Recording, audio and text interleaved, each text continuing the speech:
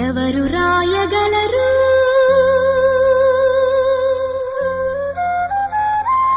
అమ్మాను మాట కన్న కమ్మని కావ్యం? ఎవరు పాడగలరు